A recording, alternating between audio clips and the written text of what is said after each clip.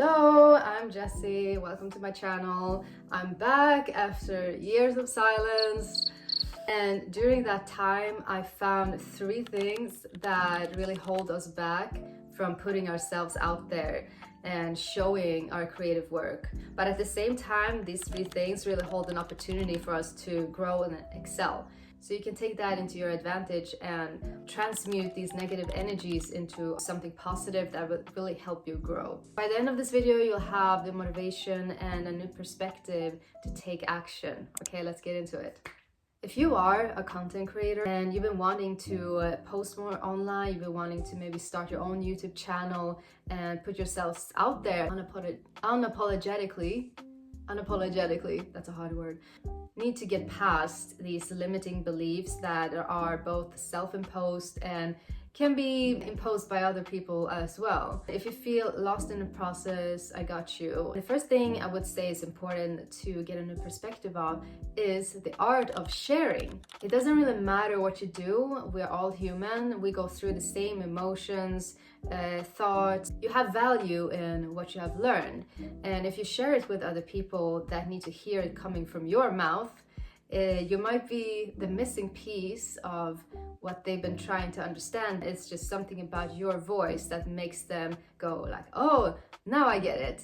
And so you have the impact to change another person's life if you put yourself out there authentically, because you never know how much impact you'll actually have on another person's life. I feel like we sort of downplay ourselves a lot, especially if you're an intelligent individual. I know that you overthink and sometimes you maybe devalue what you have learned. But I feel like as creators, we want to connect so bad, but we put these limitations on ourselves to what we should share or not, and almost like censoring ourselves to become this polished picture of how we are perceiving ourselves and how we think others should perceive us. Comment down below if you ever experienced something like this. Personally, I didn't see myself as a YouTuber because I was doing other things. I was doing music, writing, playing guitar, and I didn't see how this would fit into my music, right? But it's a part of the art. What makes art is the connection between the work of the artist and the listener, the audience. And this is just one piece of the puzzle that can be so great to do, because you get an authentic connection. If you're doing some kind of art or creative work, your audience will find it very valuable if you show something else than just your art. You know what I'm saying? So what you gotta do is changing the mental picture you have of yourself and reprogram your mind to start making this other type of content. And my advice is, don't put yourself in a niche just yet. I know what everybody else is saying, like find your thing and be good at that because you have, weaknesses in other areas of your life or how you're creating things, but you don't really know until you've tried, and you might actually surprise yourself. So give yourself time and experiment. See if you like this. As I was saying earlier, the opportunity in this is through being authentic, you'll connect on a deeper level with your audience. And if you show the process of your art, behind the scenes, being vulnerable basically will bring people closer to your art. I know it's scary, but you'll probably find others that are also struggling with the same things as you are. But by sharing insights, you might also help others to overcome those insecurities. Okay, so the next thing is the self-cringe. Please stop the self-cringe. We are all going through the same things when we start our creative journey and record ourselves. We hear ourselves and it's just weird. I'm thinking that it's not helping us. It's the illusion of being cringe, because we actually are not, because I don't think we actually are cringe.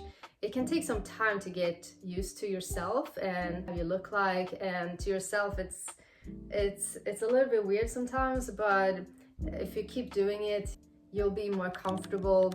And I think it's good for every person to at least get used to yourself. But in a matter of time, you will shift your focus from this insecurity, like, oh, I'm so cringe, to what your message actually is, and that's what's important. You want to share a message, right? However, I think it's good to take a longer break. I don't regret that I've been away for such a long time, because I know in the meantime I've been accumulating knowledge, experiences. I come back with new knowledge, I come back with confidence, and like, this is my first video in many years. First type of talking to the camera type of content, and I had to prepare myself for at least 3 months before I could set up the camera and talk. I know exactly what you're going through, and it is hard, but it's very rewarding for yourself and for your audience, I promise. You shouldn't feel forced, of course, to post the things that you don't align with. That is very important, and that's part of self-discovery. As a creative soul, we can be very sensitive. We can use this to our advantage. So the opportunity here is in self-awareness, because you know your strengths better than anyone else. See it as a journey to learn about yourself, and see the humor sometimes. Don't take it too seriously. But the only thing you should take seriously is to work on your dream. Yes. Okay, the third thing and the last thing is the fear of judgment. Creativity and self-expression are vital to our well-being. And when we suppress our creative desires, we deny a fundamental part of ourselves. So this can have serious consequences for our mental health, for our physical health as well. Think about the times you've talked yourself out of pursuing creative project just because of fear of judgment. So this repression leads to self-resentment and a twisted self-concept. So instead, by nurturing your creativity, you get a healthy relationship with yourself and unlock new potentials. Remember, your dream life is on the other side of fear. Whatever your fear is, go there. The opportunity in this, practice to not give into the fear, but into the love of creating. You ultimately do what you do because you enjoy it, right? So find a purpose in that and choose what's important for you to achieve, no matter how stupid it sounds to your family and friends and people online. They can say what they want to say because you are progressing. Now, we can't control the judgment from others, but we can control the judgments from ourselves, right? Protect your dream, even if it requires you to not talk about it to anybody. So just start. And you don't owe anybody anything or any explanations to why you're doing what you're doing. And with that being said, thank you for watching, and I hope you really enjoyed this video. So please like, comment, subscribe, and take care and keep creating.